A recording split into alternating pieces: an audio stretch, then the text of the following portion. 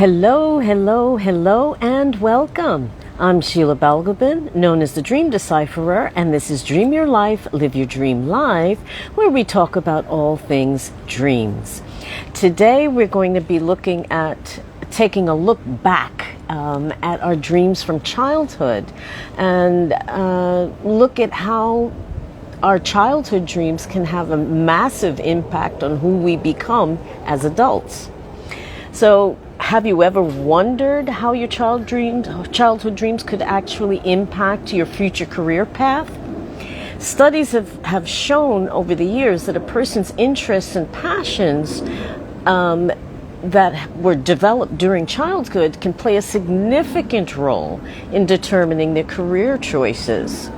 So to look at our dreams, they're more than just whimsy or fantasies that we come up with. They can be the seeds of our passions and the potential waiting to be developed and take root within us.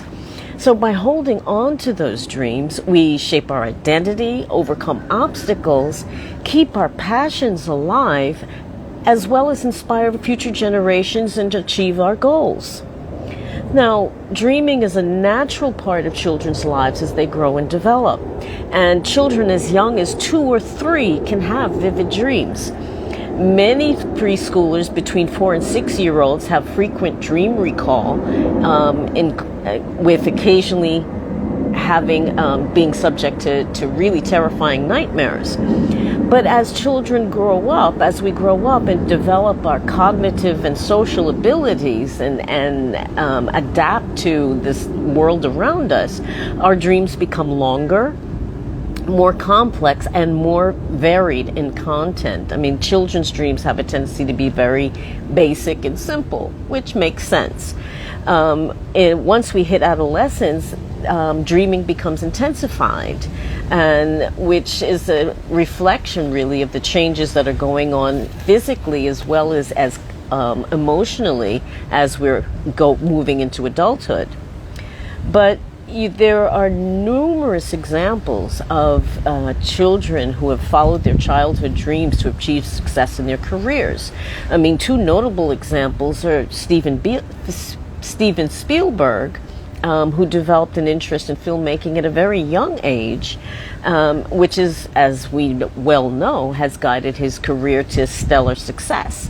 Another person is Oprah Winfrey, who started as a radio host at age 19, but she followed her passion for media and she's become a mogul over the years with her hand in television, film, and all kinds of things.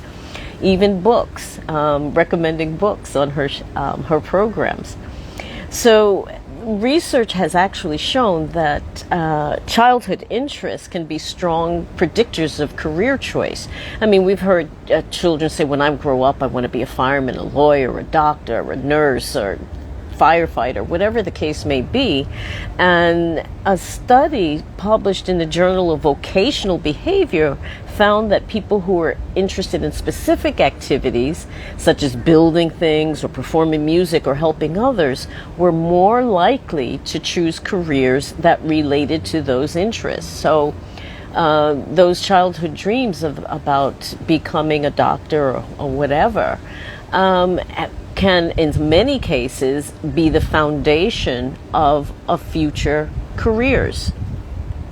Now, psychologically, if we take a look at from a psychological point of view, Freud had observed back in the turn of the 20th century that children's dreams are often more simple than adult dreams, which makes sense. They're shorter, they're less inhibited because they cognitive ability and the filtering process of the prefrontal cortex isn't really developed or active at that point. So their dreams are fantastical, and it can defy the laws of logic, of physics, and everything else because those controls aren't in place.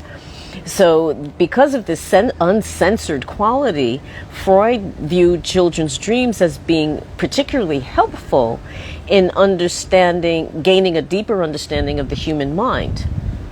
And Carl Jung also felt that there was a deep wisdom in children's dreams. And from his perspective, children were capable of greater insight into what's called the collective unconscious, which is the sum total of all of our knowledge, from past, present, and future even. Because because of this unfiltered quality, they haven't been socialized to dismiss things. They can take them on faith without the filter again of that prefrontal cortex saying, no, no, no, this is not logical, you can't do that. So the children's capacity, in Jung's opinion, was that children had big dreams, what I call big medicine dreams, with archetypal symbols, because of this innate ability to see all kinds of possibilities and not be restrained by society's thoughts, isms, and schisms. Now, our childhood dreams will reflect our innermost desires and interests, and also represent the things that we consider of value and indicate the experiences that we desire to have in our lives. Now, as we grow older, these dreams can play, again, a very significant role in shaping our identity, and being predictive in terms of what we do in the future. Our childhood dreams can help us to identify what fuels us, what inspires passion with us, help us to define what we believe in, and focus our desire on what we wish to achieve in our lifetime. And in some cases, our childhood dreams can actually be the blueprint for who we become as adults. So because children's dreams are often pure and unbridled and free from the restraints of practicality and logic, they are fantastical, with monsters and fairies and all kinds of things that appear in their dreams. It's only as we become older and again develop more critical thinking, we become aware of the obstacles and challenges that arise when pursuing our dreams, whatever they may be. But if we can manage to hold on to those childhood dreams, they can help us to overcome those fears and obstacles. Remember, children's dreams are completely fantastical. They have no limits, no I can't, I don't, I won't, none of that. It doesn't exist.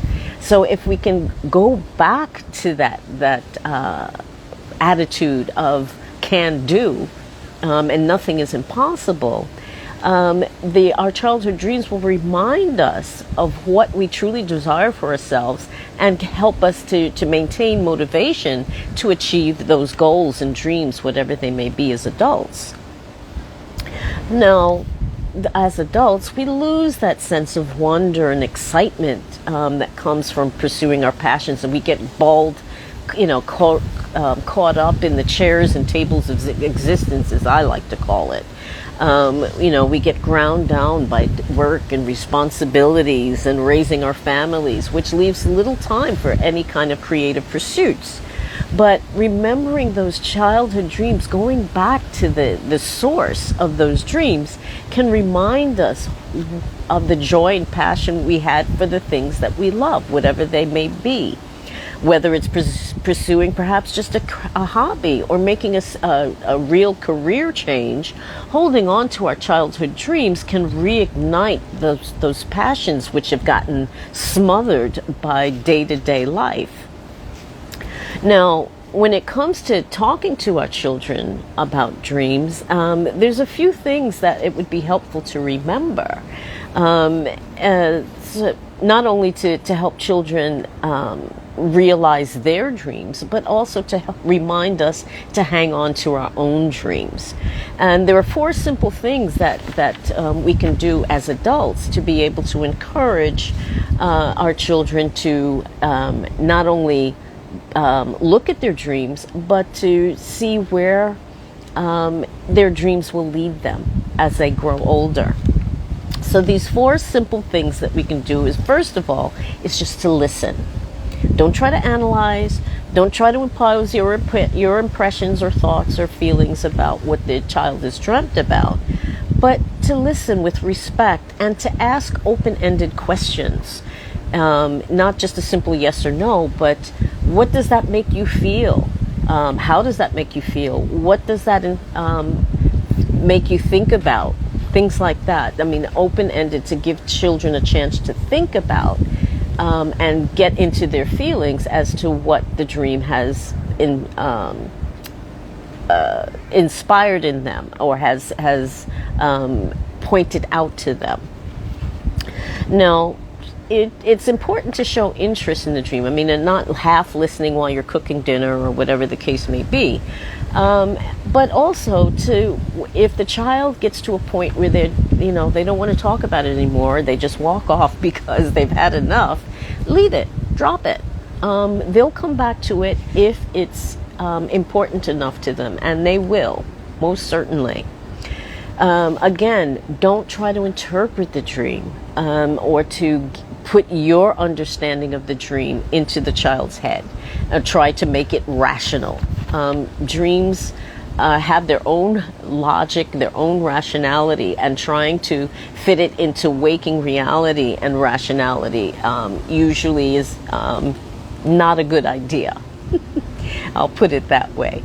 So let the child lead you. I mean, there's a phrase in the Bible, and the child shall lead them. In this case, it really is important that the child leads this process. So encourage the child to take the lead in this process when it comes to looking at their dreams. Play with the dream. That's another suggestion. It may mean breaking out some crayons or some yarn or some, finger paints or something to make the dream real. And this is something that I actually teach adults in my dream interpretation course. Do something to make the dream real in physical reality.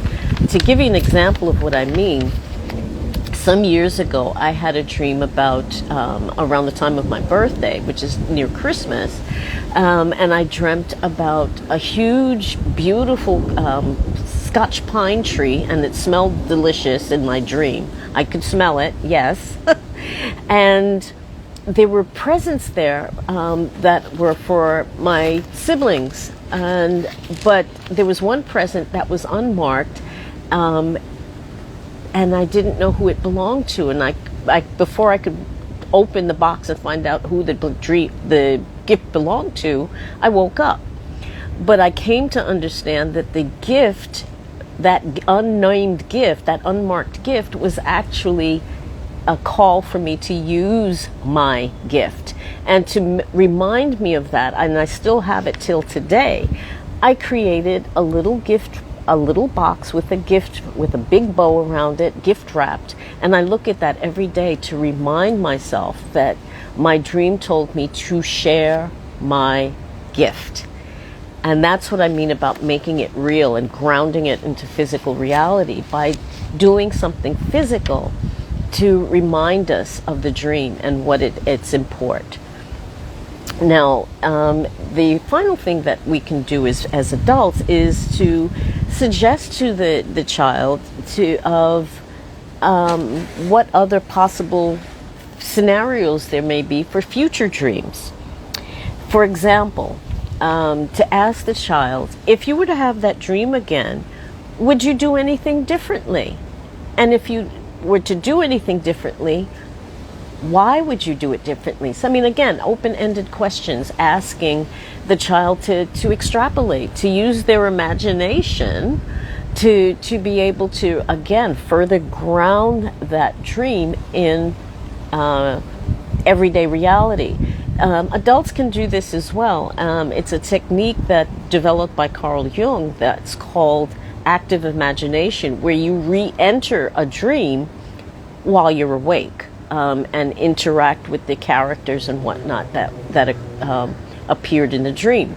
So it's something that not only as children we should encourage our children to do, but something that as adults we can do as well. So there you have it. Dreams can be the blueprint for our futures if we allow them to be, even if we're already grown up. Their dreams can point the direction that we need to move in, whether it be framing an issue or a challenge that we're facing. Dreams will not only frame the issue, but point to the solution if there's a challenge to be faced. So it's something to think about, not only as for our children, but for ourselves.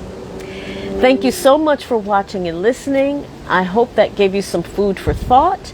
And if there's a dream that you have that you'd like to see where it's leading you to, get in contact. You can reach me for a free initial consultation, and we'll look at the dream together and see what messages it's trying to communicate to you. Thanks again for watching and listening. Have a great rest of the day, and I'll see you again soon. Take care. Bye-bye.